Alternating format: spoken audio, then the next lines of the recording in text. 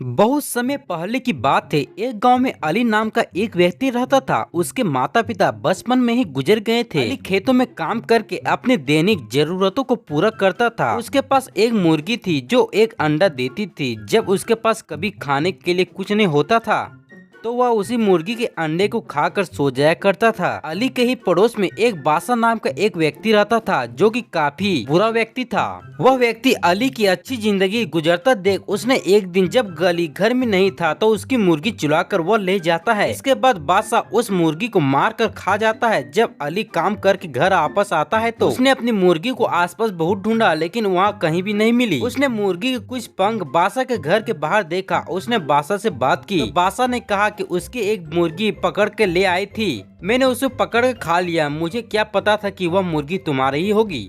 अली ने बादशाह से कहा कि मैं तुम्हारी शिकायत गांव के सरपंच से कर दूंगा। यह बात सुनकर बादशाह ने मुर्गी की जगह अली को एक छोटा सा बतख दे दिया। अली ने उस बतख को पाला जिससे कुछ दिनों के बाद वह बतख भी काफी बड़ा हो गया और अंडे देने लगा।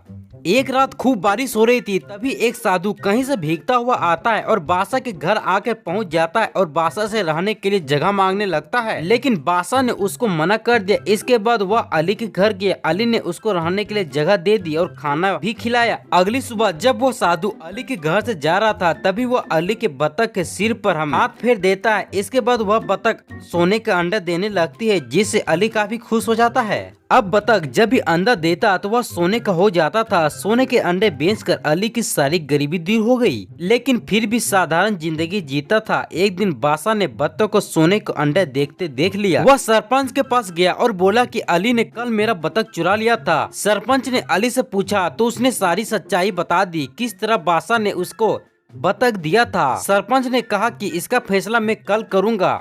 बतख ने रोज की तरह सरपंच के पास ही सोने का अंडा दे दिया। अगले दिन सरपंच ने दोनों को सामने अंडा दिखाया और कहा कि यह कल तुम्हारे बतख ने दिया है। अलग पूछने पर अली ने सरपंच को बतख की सारी सच्चाई बता दी कि यह बतख सोने का अंडा देती है। जब बादशाह ने कहा कि उसकी बतख सामान्य अंडा देती है तो सरपंच एक नया बतख लेकर बादशाह को दे देता है और अली को सोने का अंडा देने वाली बतख दे देता है। अली दोबारा से सोने का अंडा देने वाली बतख पाकर खुश हो जाता है। दोस्तों इस कहानी से हमें यह सीख मिलती है कि हमें कभी भी जीवन में लालच नहीं करना चाहिए और दूसरों को देखकर ईर्ष्या नहीं करनी चाहिए।